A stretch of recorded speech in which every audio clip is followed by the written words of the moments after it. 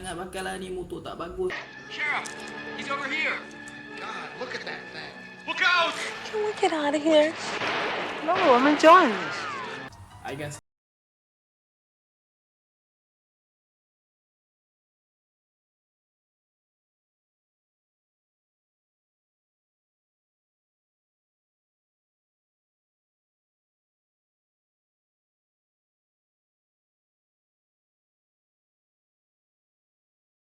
Nak korang kena buat, korang kena komen, korang kena like, korang kena share dekat korang video ni, okey? Baru support.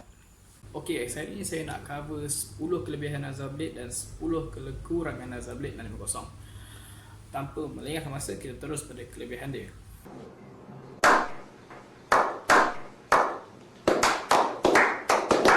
Okay, first, benda yang saya tertarik dengan Nazar Blade 650 ni masa first time tengok, harga dia. Harga dia yang baru dalam 23,000. So korang boleh compare dengan 250. Contoh macam R25 ke Kawasaki 250 ke, harga baru dia orang pun harga lebih kurang macam tu. Jadi daripada ambil 250, baik kita ambil 650 kan, lagi power. Kedua, kalau korang tengok physical Nazar Blade 650 ni, kalau korang pergi parking sebelah Superbike yang 1000cc, diorang cakap, oh tu Superbike, tu Superbike. Tak nampak macam motor biasa dia. Ketiga, tank Nazar Blade ni Masya Allah punya besar. Kalau korang nak ride jauh, tak payah fikir pening-pening nak cari pump minyak mana-mana, tak payah, relax je. Tank dia besar babe. Oh my god, wow. Yang keempat, dia punya fork, keluar-keluar kilang dah USD fork. So okay lah, USD fork harga macam tu kan, mana dapat. Nice. Yang kelima yang saya minat, dia punya bunyi dia. Yang ni rata-rata orang yang pakai Nazar Blade ni memang tak boleh kata apa lah. Memang itu memang dia orang punya keutamaan. Bunyi nombor satu.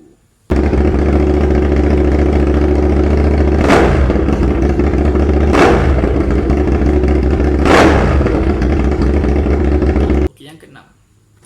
Yang keenam ni bagi saya dia punya frame dia. Frame dia nampak lain. Kalau korang perasan, dia ala-ala Ducati sikit. Nanti korang tengok dia punya frame dia memang nice. Okay, yang ketujuh, keluar-keluar dia kilang, dia dah pakai pipe stainless steel. So okey lah kan, mana dapat lagi harga macam tu dapat pipe stainless steel. Okey kan. Okay, yang ke-8, saya minat dia punya riding position. Riding position dia memang sporty tau. Plus korang boleh adjust dia punya footrest. So tak payah nak beli adjustable footrest lah. Tajimax tu dia boleh adjust tinggi rendah. Yang ke-9 pula, apa yang best dia, seat rider dia tebal. So bila korang nak ride jauh, korang nak ride, tak ada masalah, memang selesa. Yang ke-10, apa yang saya suka pasal Nazar Blade ni, tengoklah tu, korang boleh modify luaran dia tanpa nak rasa ragu-ragu. So memang senang. Apa benda pula jatuh tu. Macam saya pun, sebab saya cakap dia mudah diubah, sebab saya pun dah ubah. Saya pun dah tukar kepada R1M. Jadi memang tak perlu nak buat banyak lah, sebab body dia pun dah cukup besar. Memang semua cukup sifat.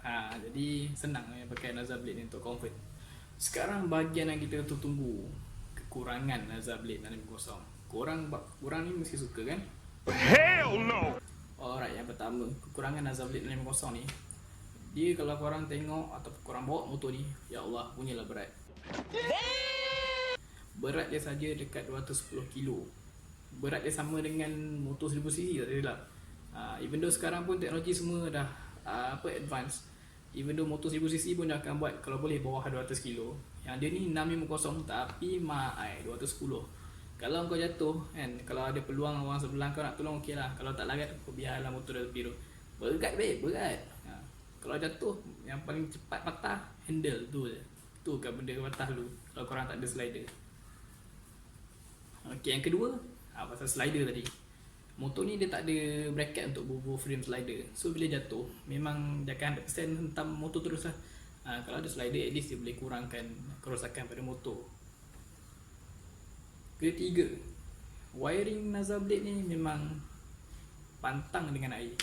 Kalau korang basuh janganlah korang pergi tembak air lah. Habis lah nanti kau on engine habis apa semua berlampu. So kena hati-hati. Keempat yang saya kurang minat, bentuk ekor dia yang standard memang tak lawa. Tak tahu design apa dia ambil. Kalau tengok memang macam biasa lah, memang tak shock. Okay, kelima, kalau korang perasan dekat dia punya footrest dengan crown handle tu, nampak material memang nampak murah.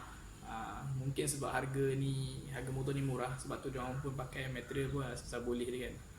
Jadi kat situ tak nampak eksklusif dia lah, nampak murah material dia pakai.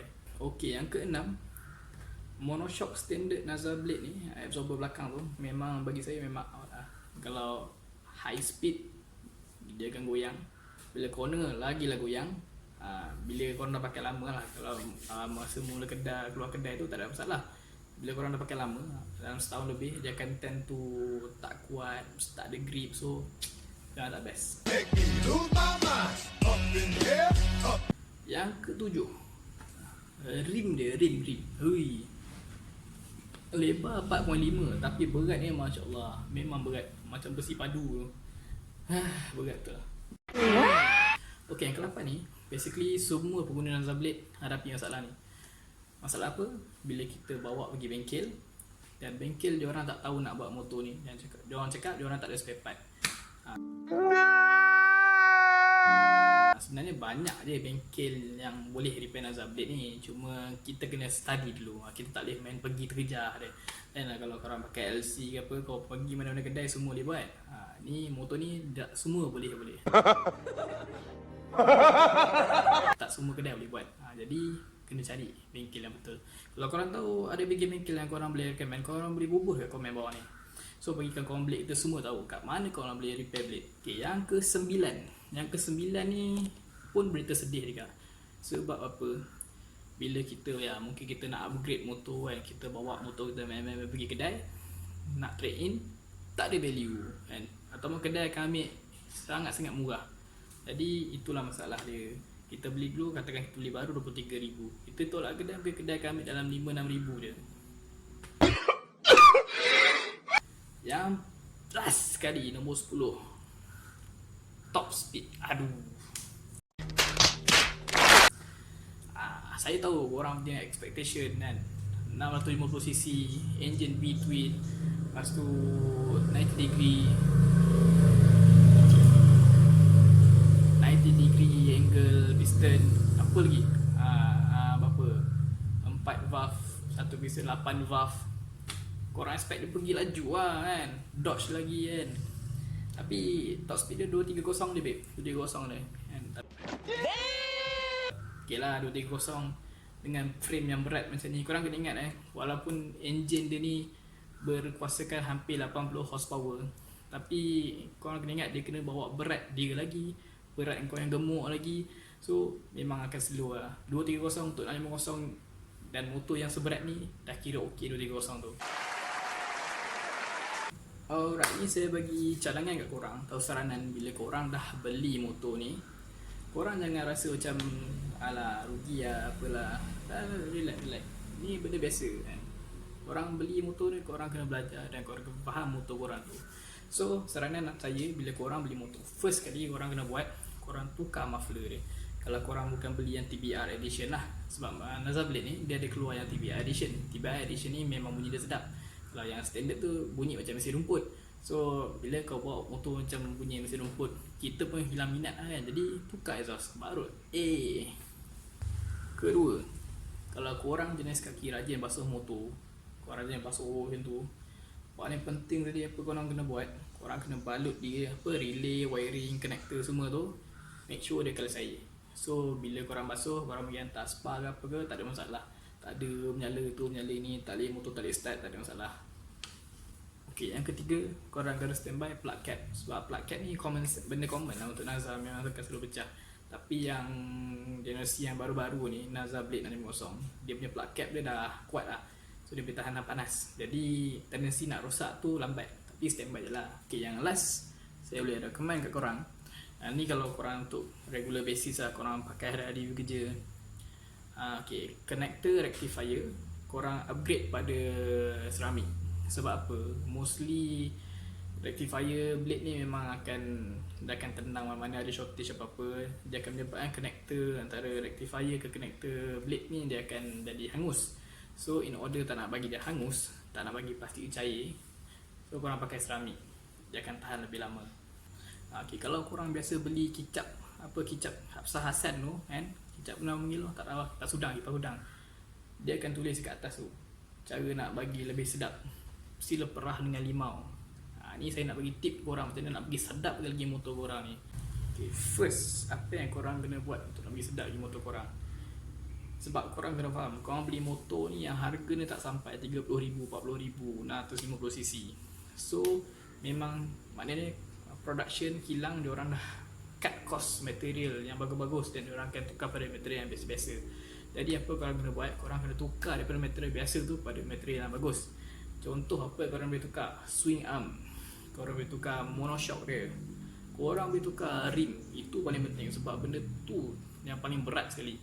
So bila korang dah dapat kurangkan berat dia daripada 210 kilo kepada katakan bawah 200 kilo, so korang bila korang pulas throttle, korang boleh rasa dia punya tindak balas motor tu dengan reaksi body korang memang best. Okay, kedua, blade ni sebabkan dia berat, dia juga amat berbahaya.